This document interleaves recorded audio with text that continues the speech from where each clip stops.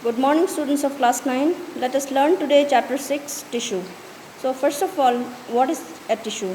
Tissue is a group of cells which performs a particular function and they are found in a definite place in the body. And in this chapter, we are going to concentrate on both plant tissue and animal tissue. So now we have a question here, are plant and animal made of same type of tissue? Answer to this is no, they are different. Okay, let us see the differences in among the plants and animal tissue, or why are they different. Okay, the reason behind the differences are, number one is plants are generally stationary and or they do not move, so they need tissues which can provide them structural strength. So most of the tissues in case of the plants are dead cells which can provide them mechanical strength too. On the other hand, in the case of the animals, they keep moving in search of food, mates, so they consume more energy. Okay, so the tissue, most of the tissues that they contain are live tissues. Okay, and the growth pattern, another difference we find is the growth pattern.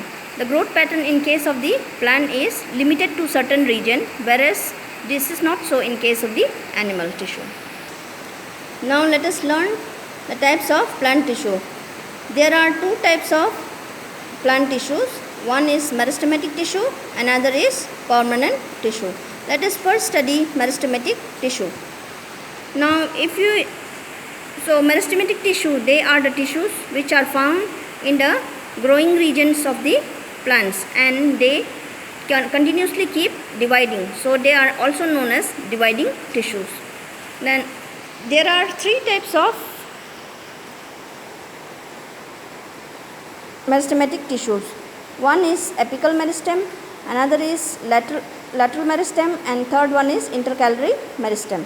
Okay, so apical meristem, they are found in the growing regions like the shoot and root tips. Okay, lateral meristem or the lateral meristematic tissues are found in the grit of the stem and roots, whereas the intercalary meristem, they are found in the nodes of the leaf and between the twigs and all. Second type of tissue I said is permanent tissue. Permanent tissue are those type of tissue which take up the role and they lose the ability to divide, so they form a permanent tissue. So the process of taking up a permanent size, shape and function is also called as differentiation. Now let us study the types of permanent tissue. Under the types of permanent tissue, we have two types. One, simple permanent tissue, another complex permanent tissue. So let us first discuss simple permanent tissue. Under the simple permanent tissue, we have got another three types of tissues. They are parenchyma, second one is collenchyma, and third one is sclerenchyma. Okay, so these are the three types of simple permanent tissue. Let us discuss each one of them in detail. Now, the first type of simple permanent tissue I said is parenchyma. So parenchyma are the basic packing tissues. So it consists of unspecialized cells with a thin cell wall. Okay, and the cells are live cells. Okay, and the work of it is to provide plants support and also it helps in storing the food. In case of some plants, it contains chlorophyll also. I mean to say the parenchyma also contains chlorophyll which helps in performing photosynthesis. In that case, it is known as a chlorenchyma. The parenchyma which contain chlorophyll and they perform photosynthesis, it is known as chlorenchyma.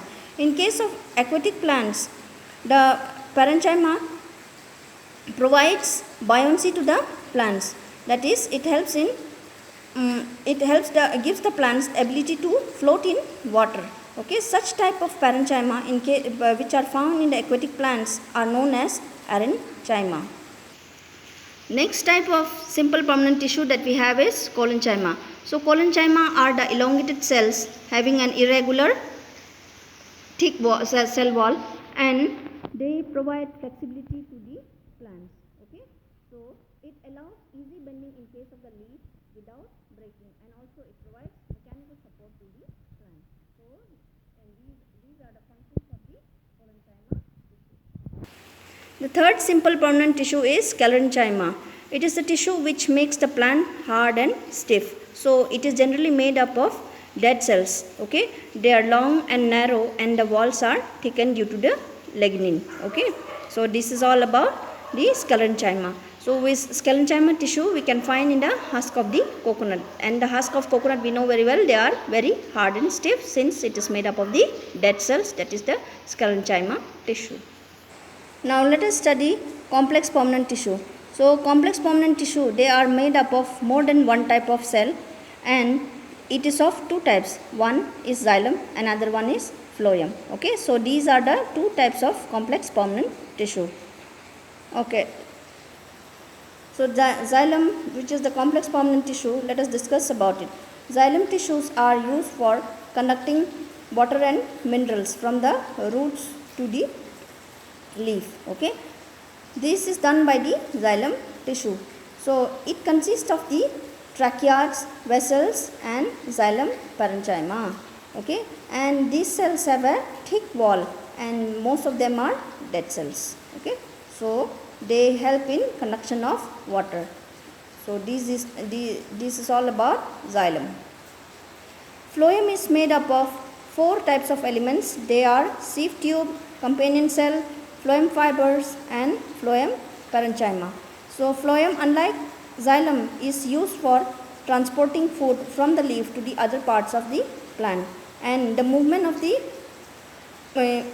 food inside the phloem can be in both the direction, whereas in case of xylem it is only unidirectional.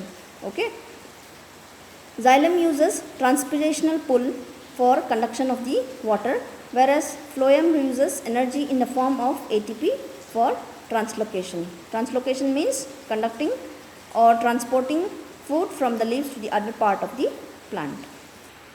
Figure 6.7 of page number 73 shows us the various section of the phloem and the xylem. Okay, you can have a look at that in the book. Next topic that we need to discuss is animal tissue. Animal tissues are of four types. They are epithelial tissue, connective tissue, then we have muscular tissue, and we have nervous tissue. So these are the four types of tissues found in case of animals. Let us discuss all of them in detail. Let us first discuss the epithelial tissue. So epithelial tissue is the protective tissue which acts as a covering for the animal body. So it covers generally the organs and the cavities within the body. So it acts as a barrier to keep the body system separate. Okay, example for epithelial tissue are skin, the lining inside the mouth, lining of the blood vessels, kidney tubules, and they are all made up of epithelial tissue. Figure here shows us the different types of epithelial tissue. There are four different types of epithelial tissue. They are squamous, cuboidal, columnar, and stratified squamous epithelial tissue. Okay, let us discuss each one of them in detail. Squamous epithelial tissue are generally very thin and flat, and so they form a delicate lining, and they are found in the esophagus and in the lining of the mouth, etc. Okay. Then we have the next one, that is the columnar epithelial tissue. Columnar epithelial tissue. Columnar epithelial tissue, they have a cilia, that is the hair-like projection on the outer surface of the epithelial tissue. Okay, these are found in the inner lining of the intestine, and where absorption and secretion occurs. Okay, so the cilia present in the columnar tissue helps in the absorption and secretion process